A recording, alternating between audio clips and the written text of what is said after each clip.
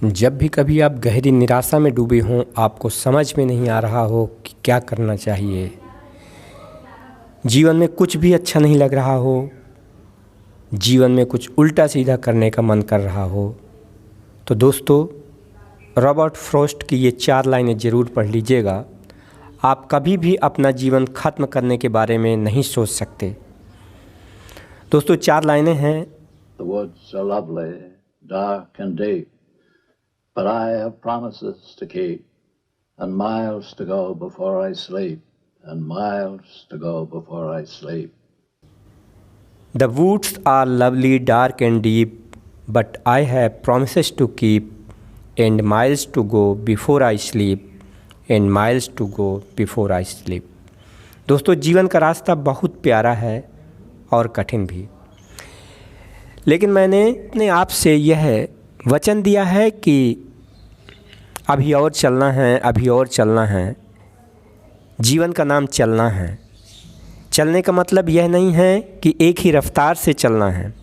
कभी तेज़ भी चलना है, कभी धीमे धीमे, कभी इतना धीमे भी चलना है कि दूसरा आपकी चाल भी न देख पाए। जैसे नदियाँ चलती हैं, कहने की ज़रूरत नहीं कि जुलाई और अगस्त के महीने में बहुत वेग से नदियाँ चलती हैं, और जैसे जैसे महीने गुजरते जाते हैं उनकी चाल धीमी पड़ जाती है, और गर्मियों में तो लगता ही नहीं कि ये नदियाँ चल रही हैं, लेकिन चलती हैं और अपने लक्ष्य तक पहुँचती हैं, अर्थात समुद्र में मिल जाती हैं। कई नदियाँ अपने दम से समुद्र तक पहुँच जाती हैं और कई दूसरे के साथ मिलकर अपने लक्ष्य तक पहुँच पाती हैं। यही जीवन है, आपको चलना है। दोस्तों अच्छा साहित्य जीवन में भोगा गया और देखा गया लेखक का वह सच होता है जो अन्य व्यक्ति के लिए नाव का काम करता है। प्रत्येक व्यक्ति की क्षमता है अलग अलग होती है, यह बात हमेशा याद रखनी चाहिए। सारा संसार ईश्वर द्वारा बनाए गए कलपुर्जे के समान है, जिसका जहाँ उपयोग होना है हो जाएगा। आप परेशान ना हों, समय आने पर वह आपको वहाँ लगा ही देगा। कभी आपने किसी बच्चे को आत्महत्या करते देखा है? नहीं ना। बच्चा रोता है, हंसता है, खेलता है, नाचता है, गिरता है, उठता है, फिर गिरता है, फिर उठता है, रीझता है, गुस्सा करता है, फिर मान जाता है। क्या गिरना जीवन का ख़त्म होना है या बेइज्जत होना है? नहीं ना। तो फिर अगर आप गिर जाते हैं या जिसे आजकल कहते हैं कि फेल हो जाते हैं, असफल हो जाते हैं, तो क्या दोबारा उठकर खड़े होना बुरा है या आप खड़े नहीं हो सकते? जब गहरी निराशा हो तो 1 साल के बच्चे को देख लेना, उसकी दिनचर्या को देख लेना, ज़रूर तुम्हें जीवन का अर्थ समझ आ जाएगा। दोस्तों व्यक्ति और अन्य जीव में एक ही अंतर है कि व्यक्ति दूसरों के प्रति जिम्मेदारियां समझते हैं और उन्हें पूरी भी करते हैं, जबकि अन्य जीव केवल अपने लिए जीते हैं। उस समय को छोड़कर जब वह अपने बच्चे को जन्म देते हैं, उस समय वह अपने बच्चे के लिए वो काम करते हैं जो शायद हर जीव करता है। दोस्तों आशा निराशा, सफलता असफलता, मान अपमान जीवन का हिस्सा है, हमेशा याद रखें। और यह भी कि जिस प्रकार रात के बाद सुबह आनी ही है, उसी प्रकार जीवन में कठिनाई के बाद उसका हल निकलना ही है। थोड़ा समय तो दीजिए।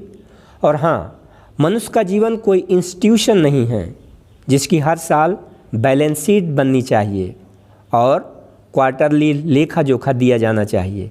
व्यक्ति में भावना है, प्रेम है, चाहत है, इंस्टीट्यूशन में नहीं। हर व्यक्ति अपने बचपन को याद कर खुश होता है और कई बार पुराने दोस्त या घटना को याद कर बहुत हंसता है ना। ठीक उसी प्रकार जीवन की राह में चलते हुए जो कुछ भी उसे अचीव हुआ हो उसे अंतिम न माने, और यदि कहीं फेल होता है तो पुराने समय को याद कर लें जब उसके पास बहुत कुछ नहीं था। उसी क्षण उसकी निराशा आशा में बदल जाएगी। कहते हैं कि निराश हो, परेशान हो तो अपने से छोटों को देखो और अपनी तुलना उनसे करो जिनको जीवन में कुछ नहीं मिला। यकीनन आपको सुकून मिलेगा।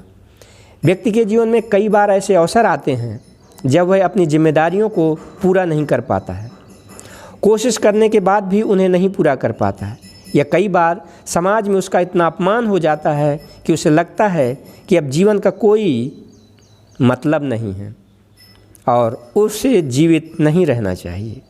अगर मान भी लें कि ऐसी परिस्थितियां उत्पन्न हो ही गई हैं तो क्या आपके न रहने से समस्या का हल निकल जाएगा?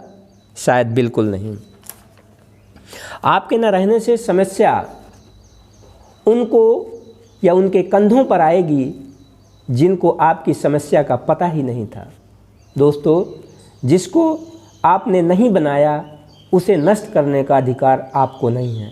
मेरे कहने का मतलब, अगर आप इस संसार में हैं तो किसी के कारण हैं, इसलिए अपना जीवन नष्ट करने का आपको कोई अधिकार नहीं है। आप किसी भी की धरोहर हैं, हमेशा याद रखना चाहिए। कहते हैं हर समस्या का समाधान होता है, तो फिर आपकी आखिर ऐसी कौन सी समस्या है जिसका समाधान ना निकल सके? ज़रूर निकलेगा, थोड़ा इंतज़ार तो करें। जीवन में कुछ भी स्थायी नहीं है, समय सबको बदलता है। हानि को लाभ में, अपमान को सम्मान में, असफलता को सफलता में। आपको शायद पता होगा कि अमिताभ बच्चन जी 50 साल की उम्र में दिवालिया हो गए थे। उन्हीं के अनुसार उनके बंगले में नीलामी का नोटिस लग गया था।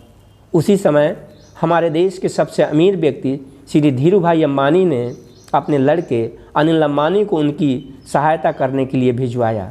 अमिताभ बच्चन जी ने बड़े अदब से उसे लेने से मना कर दिया था।